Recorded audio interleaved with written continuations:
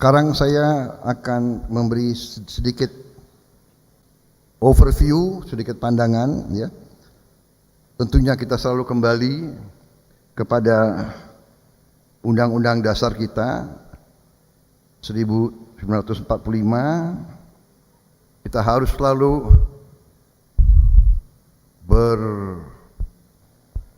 berpijak dari landasan kita, yaitu pembukaan Undang-Undang Dasar kita, di mana sangat jelas tujuan nasional kita dicantumkan.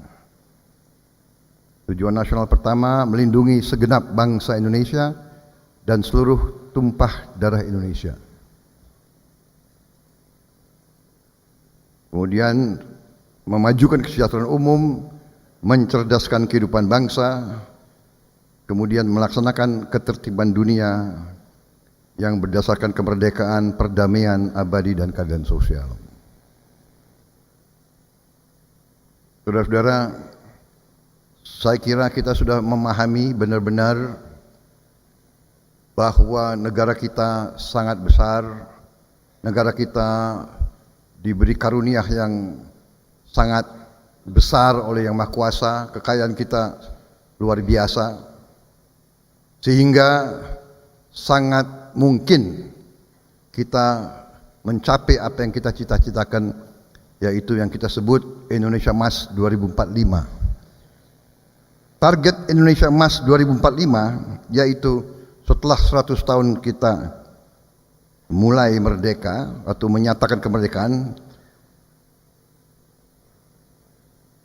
target kita dari sekarang apa yang sudah kita capai, PDB nominal kita 1,3 triliun, target dari RPJPMN adalah 9,8 triliun. Kemudian yang sekarang kita ranking PDB dunia adalah 16 besar dunia, target kita adalah menjadi 5 besar dunia. Kemudian gross national income kita per kapita dari sekarang 4.580 US dollar, target kita ingin mencapai US dollar 30.000 US dollar per kapita, yang artinya kita menjadi negara maju, negara berpenghasilan tinggi. Bukan kita terperangkap dalam suatu jebakan atau trap, middle income trap. Tapi tadi disebut oleh para pakar, untuk mencapai ini kita butuh pertumbuhan rata-rata 6% selama 20 tahun. Kalau bisa 7%. Tadi dari paparan dari Pak Amran Sulaiman sebenarnya sangat membesarkan hati kita semua. Dari paparan Pak Amran sangat visible bahwa kita menjadi superpower pangan dunia. Beliau bukan ahli teori, beliau pelaksana, pelaku, dan telah berhasil. Memang banyak masalah kita. Tadi juga pemapar terakhir juga menyampaikan, ya, birokrasi kita luar biasa, ya. Budaya birokrasi kita harus kita koreksi diri kita sendiri, ya.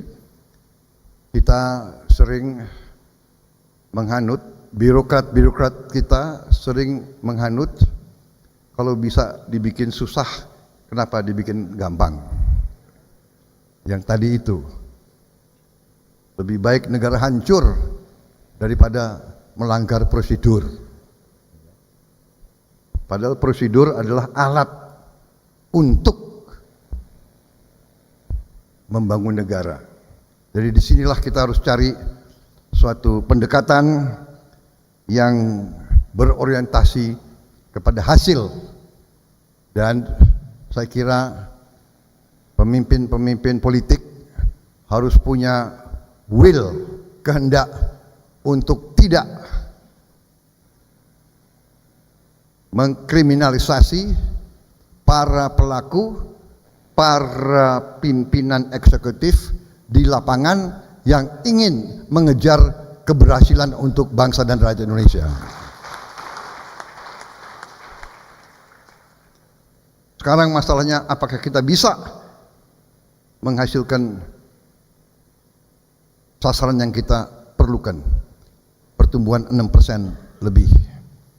Kalau kita lihat tadi paparan Pak Amran, ada 24 juta rawa yang tidak termanfaatkan. Kita bisa merubah menjadi lumbung pangan bangsa Indonesia, dan menurut saya lumbung pangan dunia, saudara-saudara sekalian.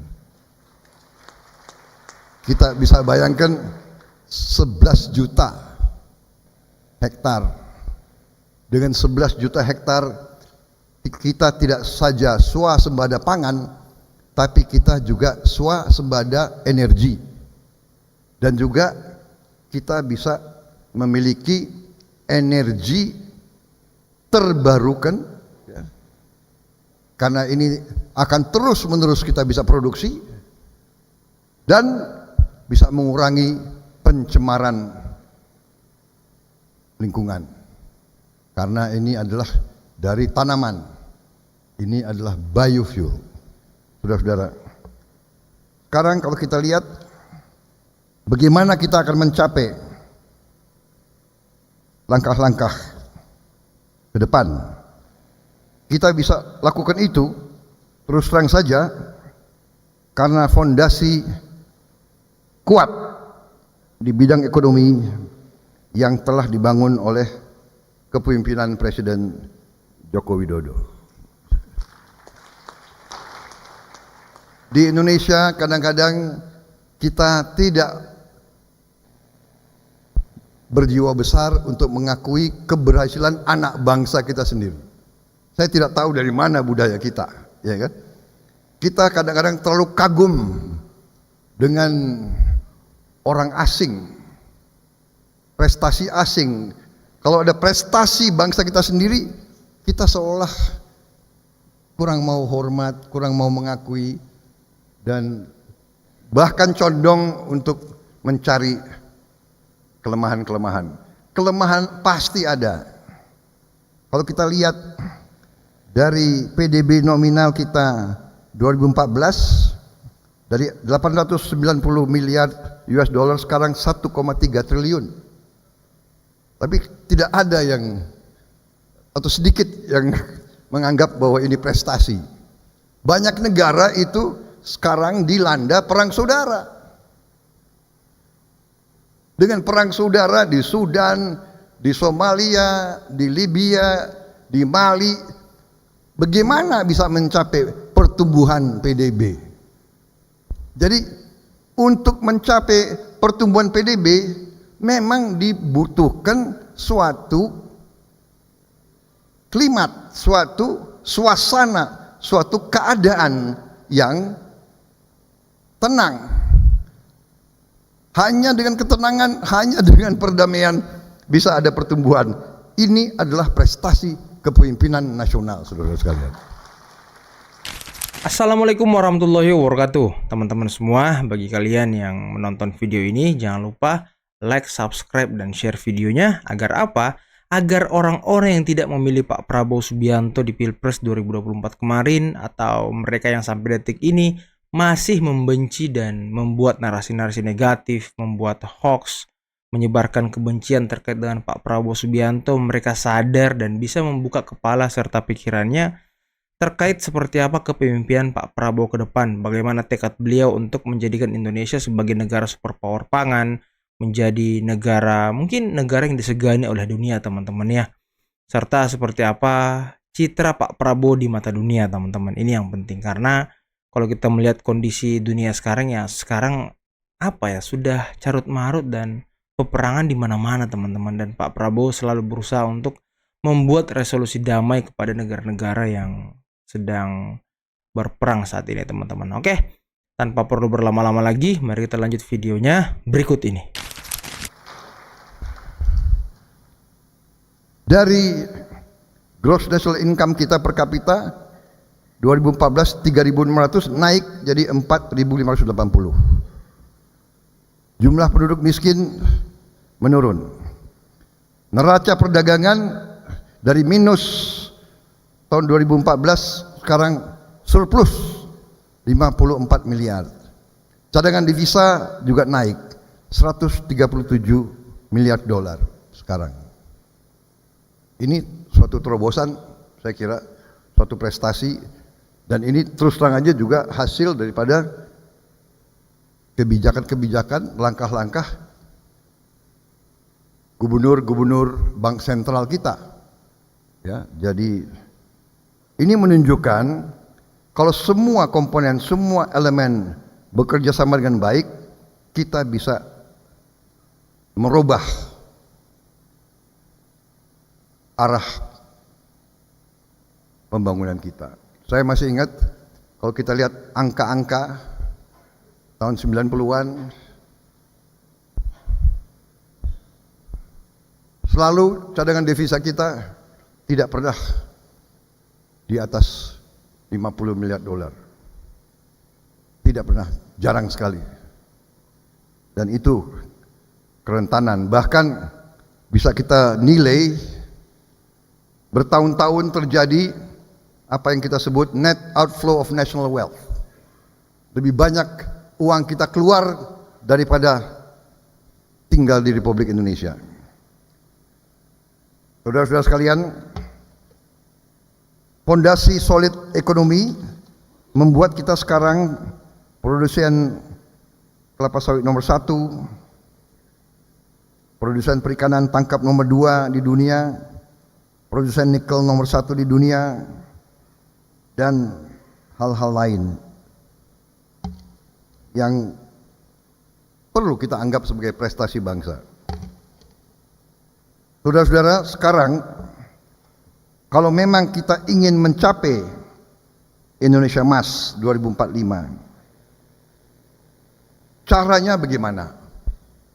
Adalah keyakinan kita sebenarnya, dan ini yang menjadi pegangan dan keyakinan saya dalam saya menghadapi ekonomi politik kebangsaan, bahwa kita harus percaya bahwa mazhab kita, formula kita, rumus kita harus yaitu ekonomi Pancasila. Apa itu ekonomi Pancasila? Apa ekonomi Pancasila sekedar slogan? Ada yang mengatakan ekonomi Pancasila itu slogan, tapi ekonomi Pancasila sebenarnya adalah ekonomi yang didasarkan kepada prinsip-prinsip dan nilai-nilai yang ada dalam filosofi bangsa kita. Bahwa ekonomi kita adalah harus didasarkan kepada nilai-nilai religius dan yang dapat mewujudkan persatuan nasional. Karena itu pemerataan pembangunan, kita tidak bisa konsentrasi hanya di 1-2 daerah. Kita tidak boleh ada daerah yang tertinggal dari kebijakan-kebijakan nasional. Ekonomi kita juga harus menjunjung tinggi kemanusiaan. Kalau ekonomi neoliberal kapitalistis berpandangan bahwa pemerintah itu sebagai wasit, pemerintah tidak boleh intervensi untuk membantu orang miskin. Kalau dalam faham kapitalisme murni, kalau pemerintah mensubsidi, membantu orang miskin dapat sembako, itu dianggap membuat mekanisme pasar tidak bekerja secara alamiah. Itu pandangan ekonomi neoliberal. Pandangan kita tidak bisa, bahwa seluruh rakyat kita itu adalah tanggung jawab kita, saudara-saudara sekalian. Jadi saudara-saudara, Ini harus ada keberanian bagi kita bahwa belum tentu rumus bangsa-bangsa lain cocok untuk kita. Kita tidak mengatakan bahwa mereka salah, untuk mereka mungkin benar. Karena kalau kita lihat faham kapitalisme neoliberal mengatakan dasar mereka adalah greed. Greed, keserakahan. Mereka mengatakan greed is good. Ini bertentangan dengan nilai kita. Ya. Insentif profit benar. Tapi tidak bisa kita andalkan kemajuan bangsa, pembangunan bangsa atas dasar greed, atas dasar keserakahan. Itu tidak bisa. Sehingga kalau kita benar-benar mau melaksanakan, mencapai Indonesia Emas, satu-satunya jalan adalah kita harus yakin dan bertetapan hati bahwa dasar kita harus ekonomi Pancasila. Ekonomi yang berpihak kepada kepentingan nasional. Saudara-saudara, kita adalah negara hampir 300 juta, keempat negara terbesar di dunia, punya sumber alam yang begitu banyak strategis. Tapi kita belum punya merek, brand, mobil buatan Indonesia. Padahal kita beli 1 juta mobil tiap tahun.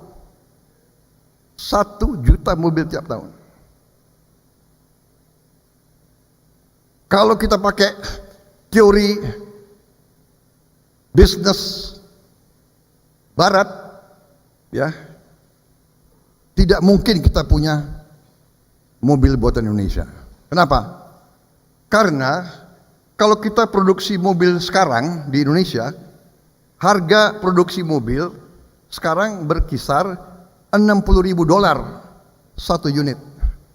Sedangkan ada beberapa negara yang bisa produksi mobil dengan harga $12.000.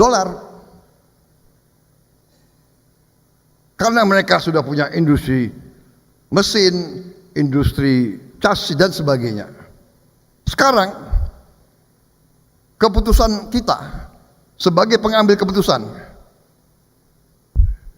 apakah kita akan serahkan pasar Indonesia kepada semua produk asing? Atau kita ambil kebijakan, kalau menurut saya, kalau perlu sekarang kita produksi lebih mahal, tapi buatan Indonesia, didesain oleh anak Indonesia, pabriknya di Indonesia, pekerjanya di Indonesia.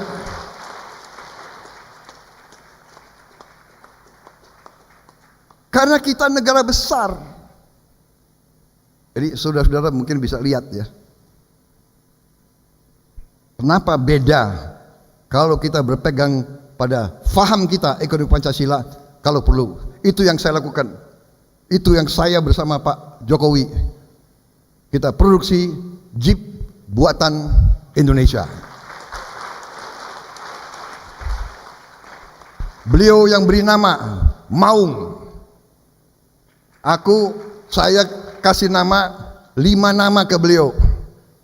Ada nama kudanya Pangeran Diponegoro, Gentayu. Ada yang nama ini beliau Maung. Menhan, kalau pilih nama branding yang sederhana saja, lebih singkat tapi kuat. Siapa? Akhirnya Maung. Singkat. Dan waktu itu saya dihadapkan sebagai Menteri Pertahanan, ada kontrak ini untuk beli jeep tentara. Ya, waduh, masuk ke saya pilihan 2. 1, buatan negara asing. Sampai di kita $20.000. Atau buatan bangsa sendiri masih mahal, $60.000. Tadinya udah yang penting banyak. Tadinya saya sudah mau kasih kontrak kepada yang asing itu, ya, dari sebuah negara. Bisa saya katakan negara India.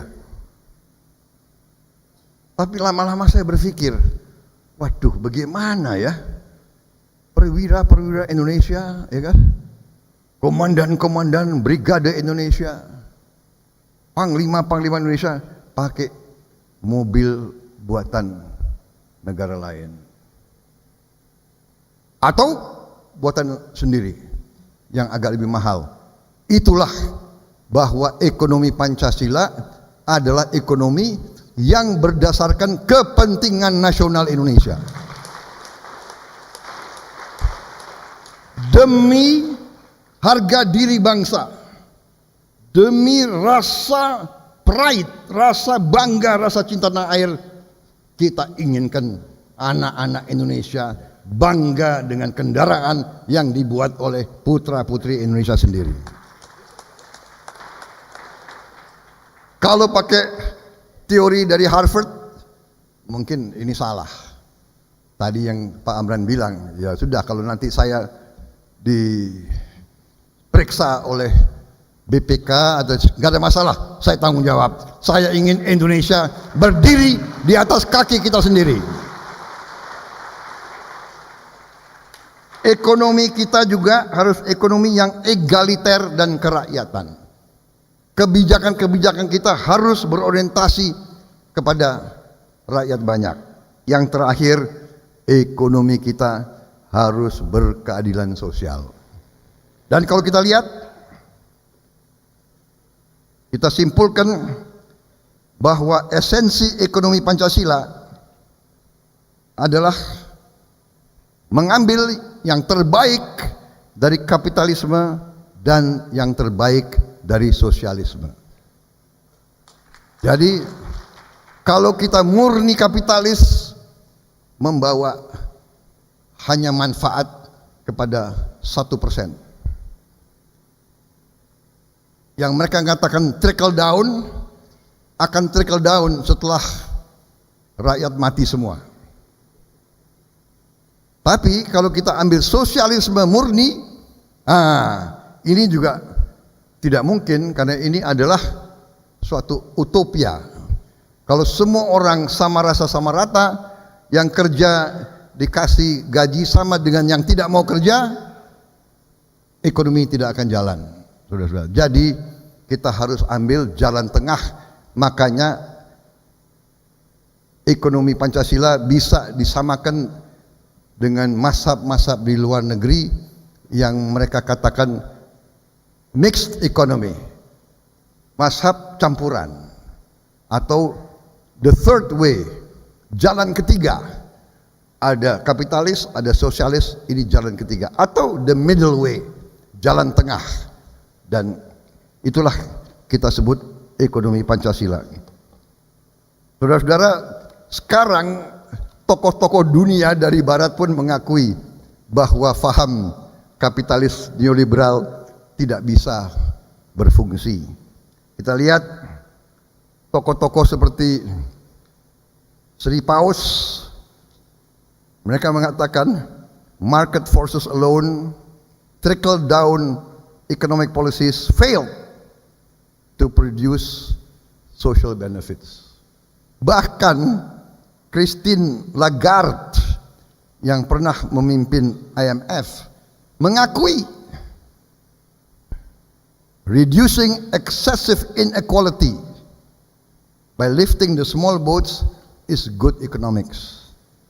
Bahkan Joe Biden mengatakan sekarang, here's the simple truth about trickle down economics. It has never worked. Saudara-saudara, ini pemimpin-pemimpin negara barat yang kita anggap sebagai sumber dari kapitalis. Sekarang apa yang disebut Jokowinomics, sebenarnya Jokowinomics adalah aplikasi nyata dari ekonomi Pancasila yang wujudnya tadi kartu Indonesia Sehat, Kartu Indonesia Pinter, kartu sembako, program Keluarga Harapan, BLT Dana Desa, dan program-program lain yang sebenarnya adalah intervensi pemerintah, yaitu keberpihakan pemerintah untuk segera mengurangi kesulitan dan penderitaan rakyat yang paling lemah. Itu jelas adalah aplikasi nyata daripada ekonomi Pancasila. Dan ini pun harus kita akui bagaimana manfaat yang dirasakan oleh jutaan, puluhan juta rakyat kita. Sehingga sekarang untuk kita, untuk menuju Indonesia Emas, kita sekarang perlu untuk melakukan pengkajian secara rinci dan secara aplikatif. Untuk itu, sebagaimana saudara-saudara ketahui, saya telah dipercaya oleh beberapa kekuatan politik yang cukup besar di Republik Indonesia untuk maju 2024 meminta mandat dari rakyat, Tapi untuk meminta mandat dari rakyat, saya harus menyiapkan diri dan menyiapkan tim. Karena begitu kita terima mandat, kita tidak boleh banyak berteori. Kita harus bekerja secara real, secara nyata, dan secara aplikatif, saudara-saudara sekalian. Karena itulah saya telah menyusun dan membentuk apa yang saya sebut kelompok kerja transformasi bangsa. Dan itu akan mengumpulkan pakar-pakar dari semua unsur. Kita ingin mencari the best and the brightest putra-putri Indonesia dari manapun, dari kelompok manapun kita kumpulkan. Alhamdulillah, sepintas hanya berapa menit sekarang kita sudah ada bayangan. Setelah saya mendengarkan tadi paparan-paparan, saya tambah optimis, tambah semangat. Saya yakin bukan karena satu orang bisa selesaikan masalah, tidak mungkin. Tapi kalau kita berhimpun, kita kumpulkan the best and the brightest, dan harus kita kumpulkan the best and the brightest, kita bisa mengatasi kesulitan-kesulitan yang tadi dipaparkan.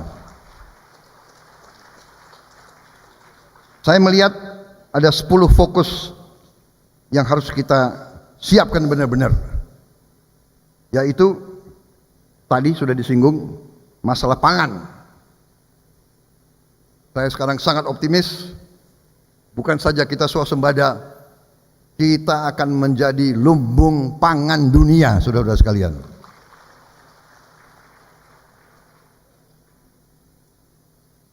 Dan kita nanti harus mandiri di bidang energi, juga melalui pertanian dan energi terbarukan dan energi hijau yang tidak merusak lingkungan, karena masalah perubahan cuaca adalah masalah yang di tengah kita, bukan di masa depan, di tengah kita, saudara-saudara. Dan kita harus sekarang tadi mengamankan air dan sumber air kita. Saudara-saudara, banyak daerah kita sekarang kekeringan. Jadi tadi 1 juta embung dengan pengelolaan air bersih kita harus lakukan.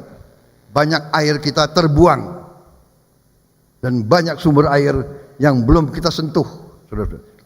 Banyak air terdapat dalam sungai-sungai di bawah tanah yang keluarnya di laut, dan keluarnya di laut tidak terlalu jauh, antara 50 meter sampai 2 kilo. Bayangkan. Dan kita tinggal mencari titik-titik itu. Dari kepala-kepala desa, kepala-kepala RT di semua desa sepanjang pantai, kita bisa tanya, pasti mereka tahu turun-temurun di mana air-air bersih itu keluar. Bayangkan kalau kita bisa tangkap air-air itu, kita pompa dan pipanisasi ke darat, kita insya Allah kita tidak akan kesulitan air. Dan paling penting adalah kita harus berani menghilangkan kemiskinan dari bumi Indonesia. Kita harus berani dan bertekad. Kesehatan dan farmasi bagian dari pengentasan kemiskinan. Tadi sudah disinggung masalah-masalah stunting dan sebagainya, pendidikan, sains dan teknologi kunci dari kebangkitan kita. Pertahanan saya tidak singgung. Industrialisasi, yaitu hilirisasi yang dicanangkan oleh Presiden Jokowi adalah kunci daripada industrialisasi kita. Sebagai contoh, suatu ahli industri menyampaikan kepada saya, satu refinery di Jepang limbahnya bisa dimanfaatkan dan dipakai oleh 40 perusahaan yang disebut intermediate industry. Dari 40 intermediate industry ini menghasilkan 60.000 perusahaan. 60.000 perusahaan dari satu refinery. Bayangkan kalau refinery itu di Indonesia, pengolahan di Indonesia, smelter di Indonesia, semua penyulingan di Indonesia, berapa ratus ribu perusahaan yang akan berkembang, saudara-saudara sekalian. Tadi saya bicara dengan anak-anak muda, mereka mengatakan mereka sudah bisa bikin parfum buatan Indonesia, deodoran buatan Indonesia, sabun buatan Indonesia, jam tangan buatan Indonesia. Ini luar biasa, saudara-saudara. Mudah-mudahan nanti merek-merek yang bagus, kita semua pakai parfum, jam tangan, dan semua buatan Indonesia. Saudara-saudara sekalian, reformasi politik, hukum, dan birokrasi, kita punya ahli-ahlinya di sini, Profesor Yusril, Profesor Jim Lee, ya kan? We know what we must do. Tergantung para pemimpin politik, kita mau atau tidak berbuat terbaik untuk rakyat kita, saudara-saudara sekalian. Dan tentunya kita perlu tadi transformasi keuangan negara. Saudara-saudara sekalian, sekarang saya ingin bicara sedikit tentang dari mana kita akan biayai itu semua. Saudara-saudara, masalah penerimaan negara bagi kita, sekarang kalau kita bandingkan penerimaan negara kita dengan negara-negara tetangga kita. Sekarang penerimaan negara kita di bidang pajak, bisa dipasang slide-nya? Ya. Kita punya rasio tax to GDP sekarang adalah 9,1%. Penerimaan pemerintah dibanding GDP adalah 11,8%. Kita bandingkan dengan Kamboja, mereka 16% tax ratio, 18% government revenue. Malaysia di atas kita, Thailand di atas kita. Bahkan government ratio-nya Thailand 18,5 dan Malaysia 15,1. Saudara-saudara sekalian, kalau kita lihat, kalau kita bisa menyamai Kamboja saja, dari 9 naik ke 16, berarti naiknya sekitar 7%. Kita hitung sekarang GDP kita adalah kurang lebih 1,3 triliun US dollar. Kita hitung saja 7% dari 1,3 triliun. Kita bisa dapat tambahan kurang lebih 80 miliar dolar lebih tiap tahun. Nah, inilah yang bisa tadi mengatasi apa yang disampaikan oleh tadi pemapar terakhir Ibu Ike, ya. Ibu Ike menyampaikan masalah. Kita sudah tahu masalahnya. Sekarang bagaimana mengatasi? Saudara-saudara. Salah satu adalah meningkatkan tadi pajak mencapai 16%. Berarti naik 7% dari sekarang. Dan salah satu yang saya kumpulkan para pakar, salah satu adalah memberi makan siang dan susu gratis untuk semua anak dan murid di sekolah.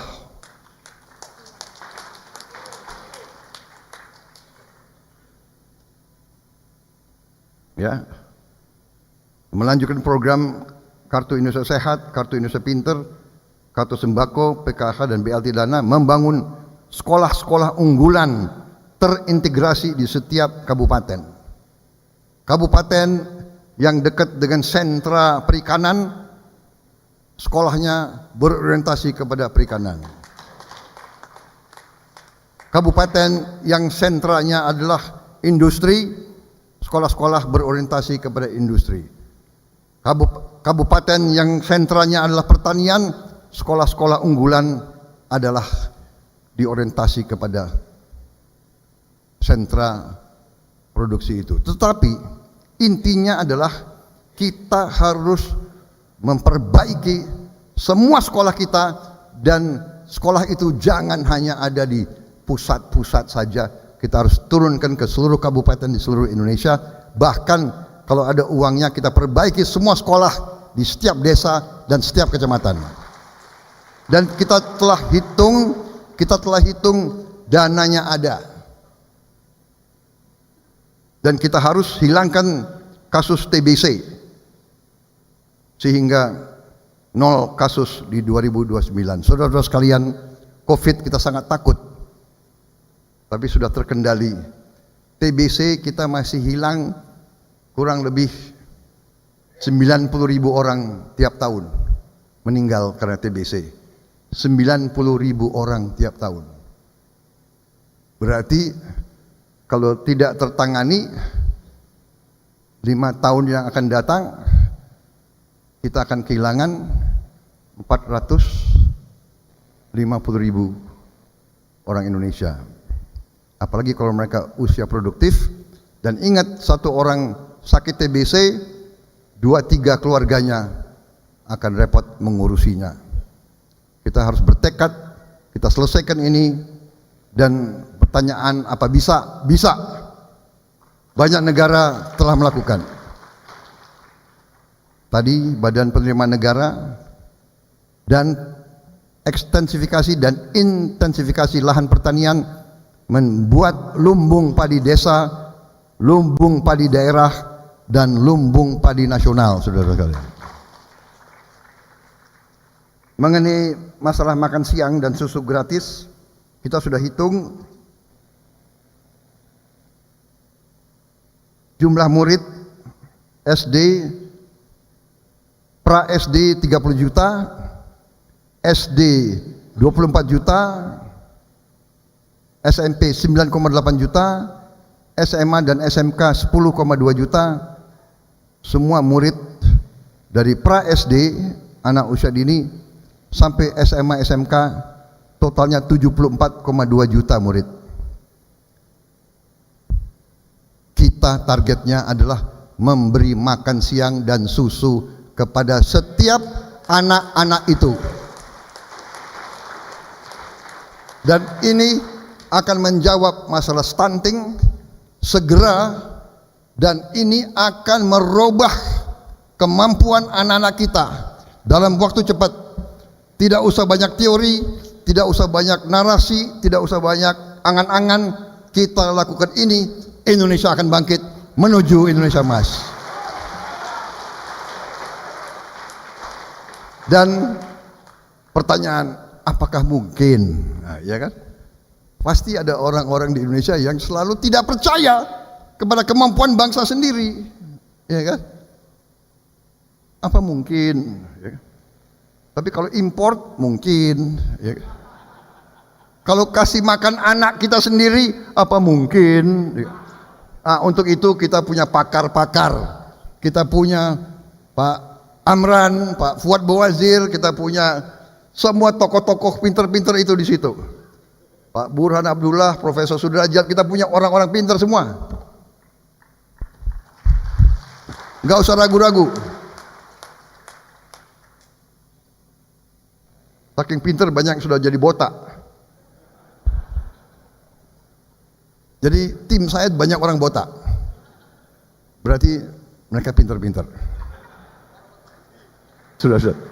Saudara-saudara sekalian, demikian saudara-saudara sekalian, dari Jokowinomics yang berdasarkan Pancasila, kita percaya kita akan mencapai Indonesia Emas 2024. Kami generasi yang harus minggir. Kami mau pinggir sesudah kita perkuat landasan menuju transformasi bangsa Indonesia Emas 2045. Saudara-saudara sekalian. Untuk anak-anak muda, masa depan kalian gemilang, tapi kalian juga harus kerja keras. Tidak ada keberhasilan tanpa perjuangan, tidak ada kemenangan tanpa pengorbanan. Saya kira itu dari saya. Mari kita bekerja sama, mari kita rukun dan selalu rukun,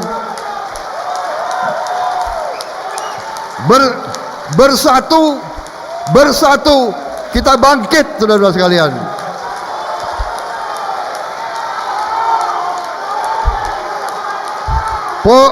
Demokrasi ekonomi kita, ekonomi Pancasila. Demokrasi kita, demokrasi Pancasila, yaitu kita berdemokrasi, berpolitik di antara keluarga kita sendiri.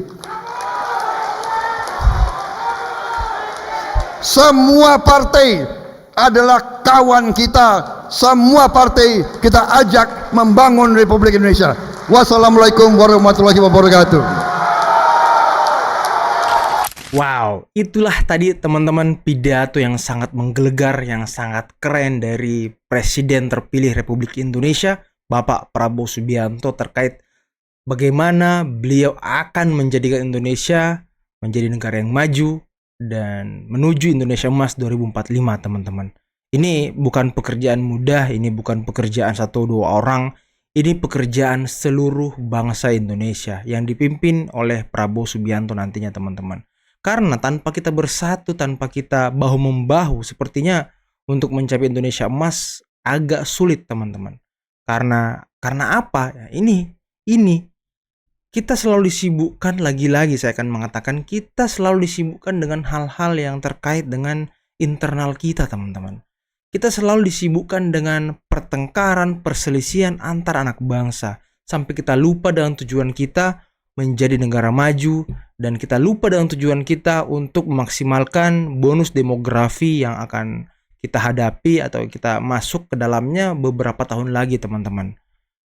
Dan ya, kita sekarang dijajah dari segi makanan, dari segi tontonan, dari segi internet, judi online dan segala macam. Kita dijajah oleh hal-hal yang mungkin sebenarnya bisa dihindari dengan mudah, tapi ya itu, kita tidak punya pertahanan yang baik, kita tidak punya barrier yang baik untuk itu, teman-teman. Dan semoga ketika Pak Prabowo Subianto nanti memimpin bisa menyelesaikan persoalan-persoalan yang sekarang kita hadapi, utamanya judi online mungkin, teman-teman ya, serta hal-hal yang berkaitan dengan kelaparan, gaji yang kecil, kesejahteraan masyarakat yang sedikit, dan mungkin dibandingkan negara lain kita itu termasuk rendah teman-teman. Semoga nantinya kita semakin sejahtera di bawah kepemimpinan Pak Prabowo Subianto dan kita bisa membentuk generasi emas bangsa untuk masuk ke bonus demografi tersebut sehingga kita bisa mencapai Indonesia emas 2045 teman-teman.